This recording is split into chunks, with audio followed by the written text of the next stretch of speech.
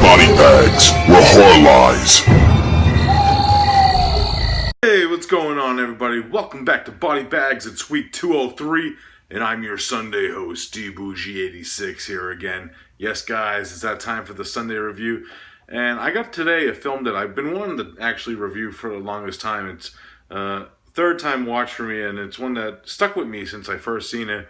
And of course, this film was released in the States through Troma. Of course, if you know Troma, most notably known for The Toxic Avenger and distributing films from all over the world, including like Italy and Australia and numerous other films. They distribute indie films also.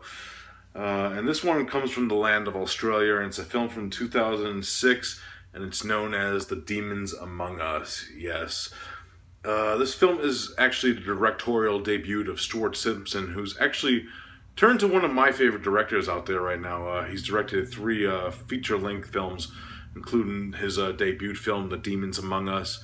He also directed El Monstro del Mar, and probably his most notable film to date is Chocolate Strawberry Vanilla, which has been getting a lot of buzz through reviewers that I know who've seen the film and love the film as I do. I actually am a big fan of that film. And it's not technically a horror film, it's more like a drama / character study, psychological kind of film.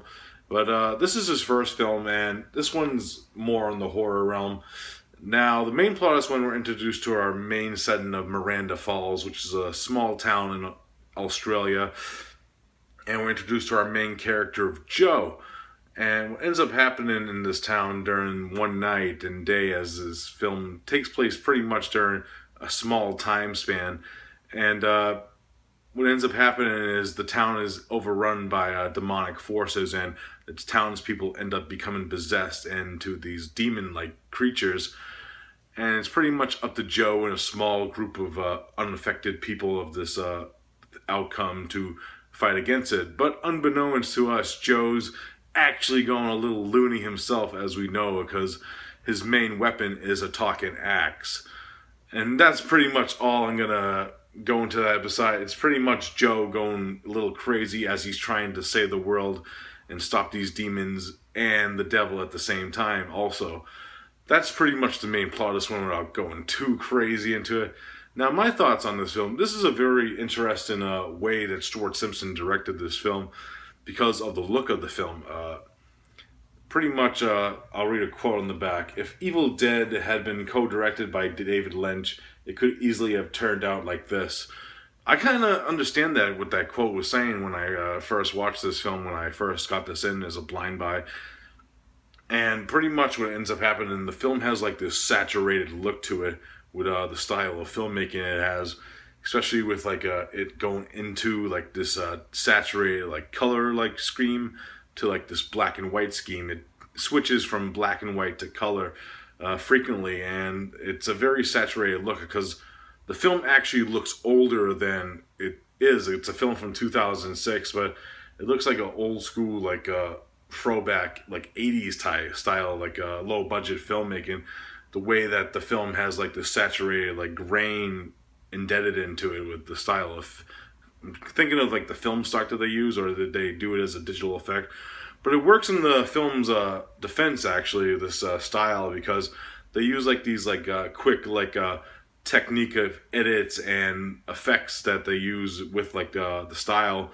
Like there's some like digital like crazy effects that happen in like certain scenes that make it actually work for it, because it's like bizarro like world like David Lynch style. Very reminiscent to not like Eraserhead David Lynch, but more like a Lost Highway or like a Mulholland Drive David Lynch style of filmmaking. And I just love like how the film sets up with like this opening credit sequence that gets you in the mood and gets you to know like this town and what's to come, and the airiness. And the score of this film is very airy and self-centered, because it has like this very like organic like bass violin feel to it that has like this eerie like Foss like that's what it actually reminds me of. Like some of the score, it reminds me of like Foss. Like I don't know, say it's in a horror film, but there's a certain like play that happens in the middle of the film Tombstone, and it's the Foss play, of course, and it has like that kind of like eerie like violin that goes throughout that play. If you ever seen it live, it has like that feel to it, like the violin in the score of this film, and just like the way that the film, like the way it's saturated, like I said before, the score goes well with like the chaoticness of like certain scenes, especially like the camera like jumps forward and speeds it up, and it looks like they're running like super fast, but they're really not. It's just the way that the film was filmed and the way that they processed it during editing style. But really entertaining film. It's gonna not be for everyone because it has like this art EC like type feel to it.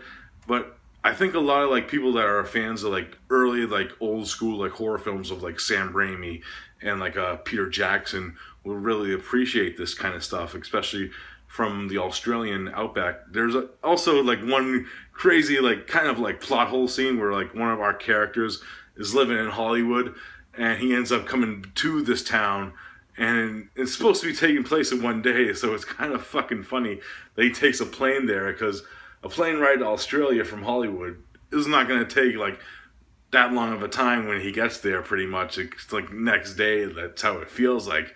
So it's kind of fucking funny that happened within the film.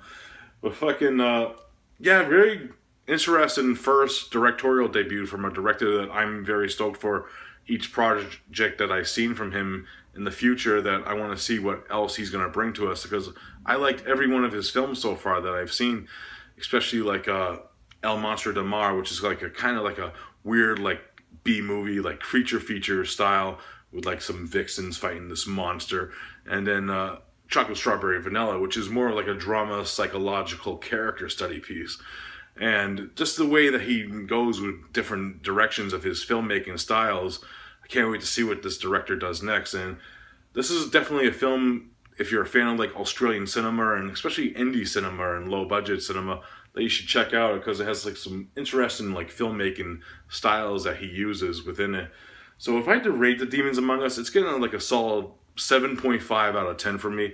Really solid watch, and it, like I said, it has like some cool like imagery and like just bizarro world stuff that I really enjoy from indie cinema. So 7.5 out of 10 for The Demon Among Us. Really recommend this release. It actually has a fucking hilarious intro from Lloyd Kaufman, of course, the head of Trauma. It's just funny, and actually kind of funny, especially what's going on in like today's society. It kind of made me laugh.